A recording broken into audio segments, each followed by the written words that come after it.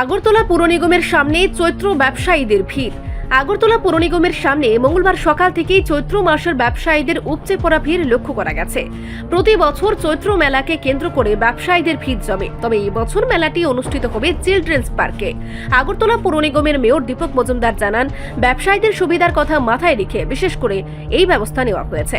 তিনি বলেন, মেলায় অংশগ্রহণকারী ব্যবসায়ীদের জন্য আচ্ছাদনের ব্যবস্থা করা হয়েছে, যাতে তারা আরামদায়ক পরিবেশে ব্যবসা করতে পারেন। পাশাপাশি সুষ্ঠু পরিবেশ বজায় রাখতে এবং শৃঙ্খলা রক্ষার জন্য পৌর নিগমের পক্ষ থেকে প্রয়োজনীয় সব ব্যবস্থা গ্রহণ করা হয়েছে।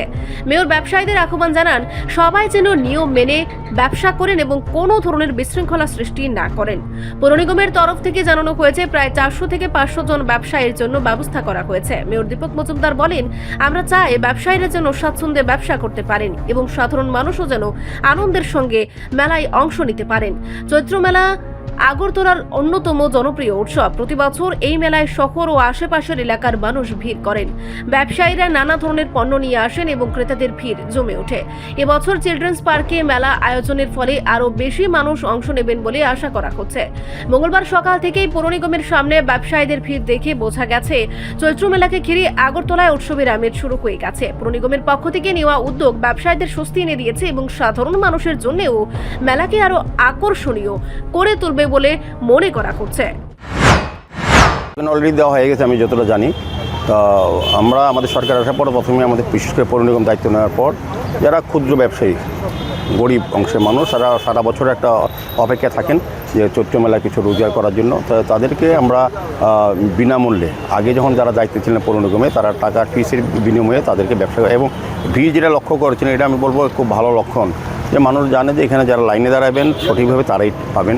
আগে এইগুলি অন্যভাবে ব্যবস্থা করা হতো, কিন্তু আমাদের পৌর নিগম গঠন হওয়ার পর আমরা প্রকৃতভাবে যারা ব্যবসায়ীরা ব্যবসা করার জন্য আসেন বা যারা করেন, তারা যারা লাইন দেন, আমরা যত সংখ্যক দেওয়া সম্ভব তত সংখ্যক থেকে। এবার একটা ভালো সিদ্ধান্ত আমরা নিয়েছি পৌর নিগম থেকে, যে আমরা শহরে যানজট মুক্ত করার জন্য, শহরে মানুষের যাতে স্বাভাবিক জীবনযাত্রা সচল থাকে, যানজট না হয়, সে যানজট মুক্ত শহর করার জন্য শহরকে আমরা সমস্ত জায়গায় কিন্তু অনৈতিক যারা ব্যবসা করেন, রাস্তা দখল করে, ফুটপাথ দখল করে এবং যারা কবাডির উপর গাড়ি রাখেন তাদেরকে সরিয়ে দেওয়ার ব্যবস্থা করা হচ্ছে। সেভাবেই শকুন্তলা রোড, যেখানে এত দীর্ঘদিন ধরে চৈত্র মেলা হতো, সেটা এবার আমরা বন্ধ করে দিয়েছি।